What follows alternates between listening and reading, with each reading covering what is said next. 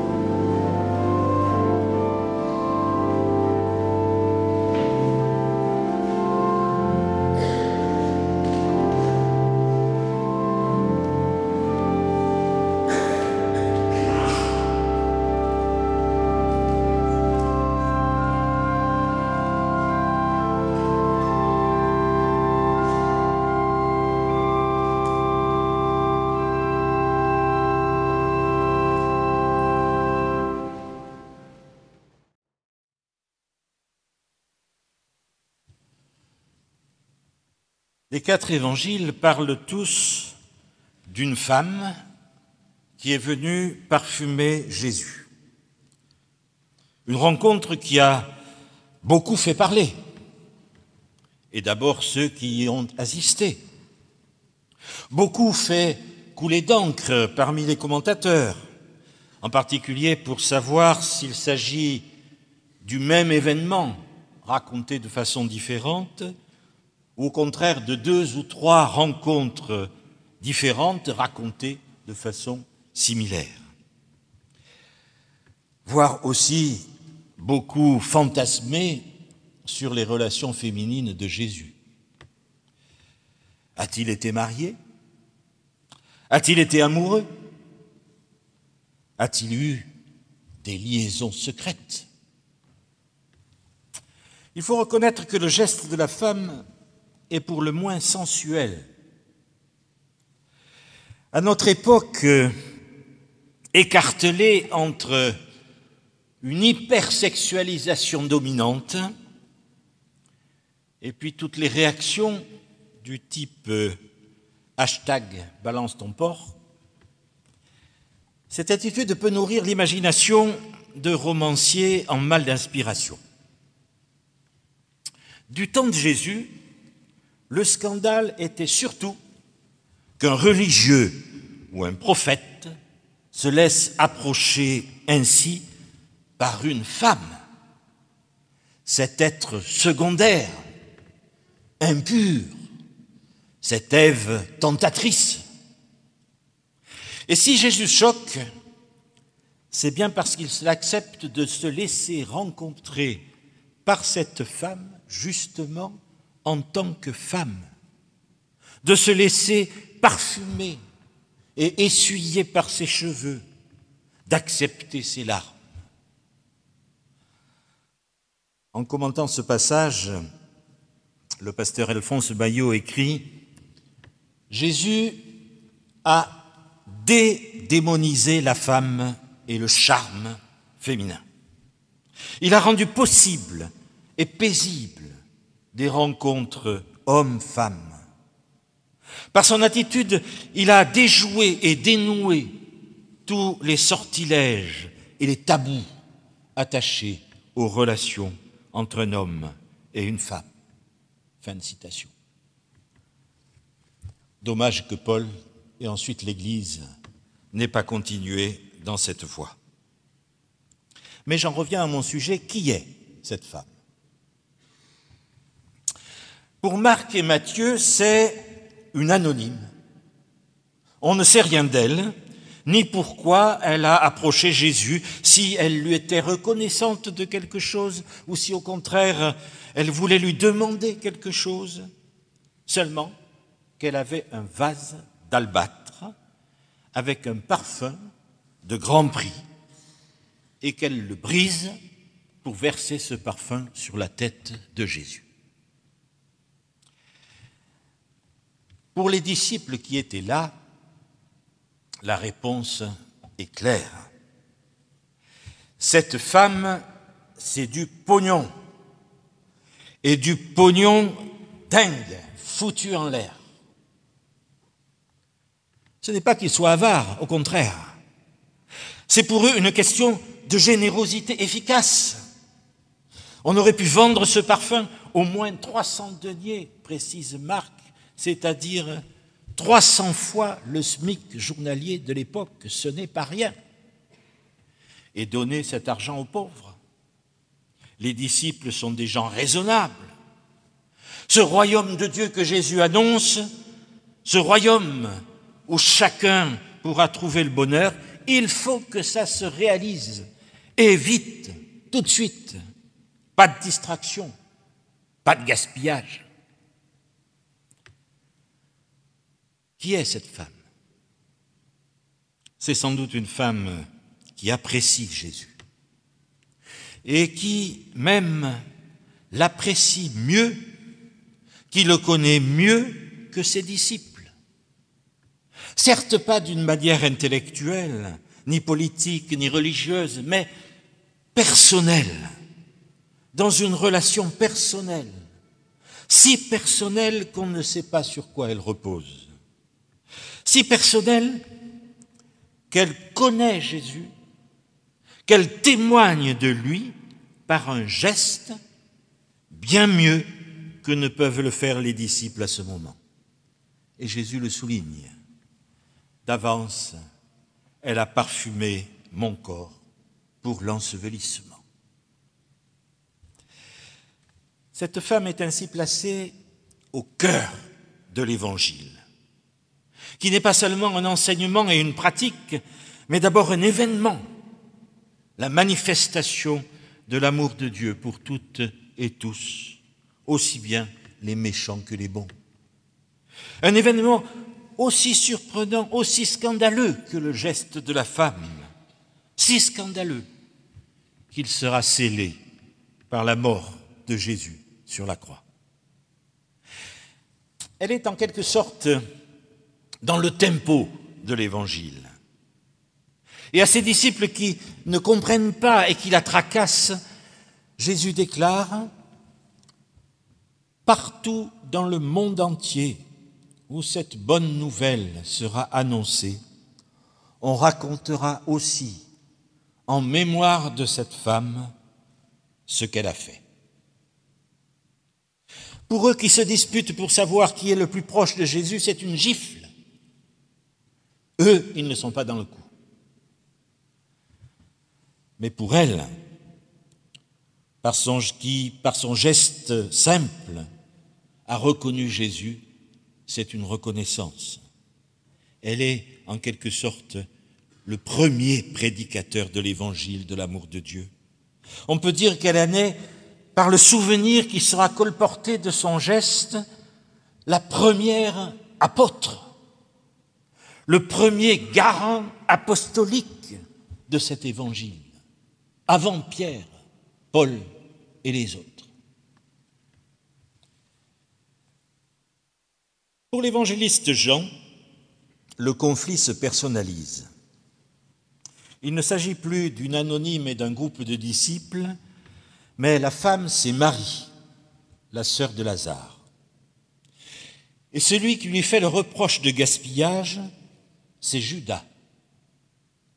Un Judas qui fait semblant de s'inquiéter des pauvres, mais qui en réalité, nous dit Jean, pique dans la caisse. Tout de suite après cet épisode, d'ailleurs, il sort et va vendre Jésus aux autorités. Peut-être par déception, peut-être pour provoquer Jésus à l'action, ou par simple vénalité. Il vend Jésus pour 30 deniers. Pour Judas, Jésus vaut 30 deniers. Pour la femme, il vaut au moins le prix du parfum, 300 deniers, 10 fois plus. Jean met là en scène le mystère de l'incarnation qu'il a décrit dans le prologue de son évangile. La parole, le Verbe de Dieu qui était avec Dieu dès le commencement. Cette parole faite chair en Jésus, cette parole est venue chez elle et les siens ne l'ont pas accueillie. Mais à tous ceux qui l'ont reçue, elle a donné le pouvoir de devenir enfants de Dieu à tous ceux qui mettent foi en son nom. Judas, le disciple, le familier, le proche de Jésus, ne l'a pas reconnu, ne l'a pas reçu et finalement l'a vendu. Marie s'est mise à ses pieds pour écouter sa parole. Marie a parfumé ses pieds pour dire sa reconnaissance. Et nous dit le texte, l'odeur de ce parfum a rempli la maison. Marie a parfumé ce lieu, ses vies présentes là, d'une odeur d'amour. Marie est ainsi l'autre visage de la première apôtre, celle qui répand l'Évangile. L'évangéliste Luc, lui, dans le récit que je vous ai lu ce matin, est le seul qui parle d'une pécheresse, sans préciser d'ailleurs ce qu'on lui reproche. C'est une pécheresse. Et au dire de Simon le pharisien, l'hôte de Jésus, une pécheresse publique. Et Jésus devrait le savoir. En disant cela, Luc nous embarrasse, parce qu'on pouvait penser que cette femme était une femme de bien. L'anonyme de Marc et Matthieu pouvait être une de ces femmes qui ont été les généreuses accompagnatrices du groupe des disciples et qui ont suivi Jésus jusqu'au bout, jusqu'au pied de la croix. Et Marie, la sœur de Lazare, celle qui a choisi la bonne part au pied de Jésus, c'est le prototype de la femme consacrée. Et dans l'un et l'autre cas, on pouvait bien comprendre à la fois son geste et l'accueil que Jésus lui réserve. Mais patatras, c'est une pécheresse. Je dis patatras parce qu'il s'agit bien d'une dégringolade. Simon, le notable pharisien respecté, l'hôte qui sait la loi et qui la pratique, Simon doit accepter de se faire la leçon par un petit prophète de province. Et pire, de se faire comparer à son désavantage à cette pécheresse. Tu ne m'as pas donné d'eau pour me laver les pieds, mais elle les a parfumés. Tu ne m'as pas donné de baiser, mais elle ne cesse de m'embrasser les pieds.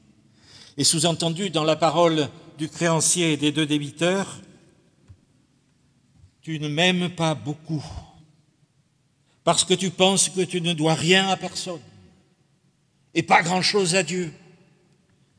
Mais elle, ses nombreux péchés sont pardonnés, puisqu'elle a beaucoup aimé. Et à notre tour, nous voilà déstabilisés. Car cette parole de Jésus est assez énigmatique et peut être entendue au moins de deux façons. Ou bien il a voulu dire que cette femme lui manifeste beaucoup d'amour parce qu'elle a été pardonnée de ses nombreux péchés, ou bien que c'est parce qu'elle a été pardonnée de ses péchés qu'elle peut maintenant manifester de l'amour. L'amour agissant est-il la conséquence ou la cause du pardon reçu de Dieu. Le fruit de la grâce ou le motif de la grâce. On retrouve là, vous le voyez, la traditionnelle dispute entre la théologie protestante qui insiste sur le fait que tout vient de la grâce de Dieu, sans aucun mérite de notre part. Et la théologie catholique qui insiste sur le fait que l'amour que Dieu place au cœur de tout homme lui permet de recevoir sa grâce. Qui est le premier? Le pardon de Dieu ou l'amour vécu? Problème qui ressemble un peu, permettez-moi de faire cette comparaison, à celui de la poule et de l'œuf. Qui est le premier? Est-ce la poule parce qu'elle pond l'œuf? Ou est-ce que c'est l'œuf parce qu'il donne naissance à la poule? Question sans réponse, parce qu'elle tente d'établir une priorité dans quelque chose qui est un tout.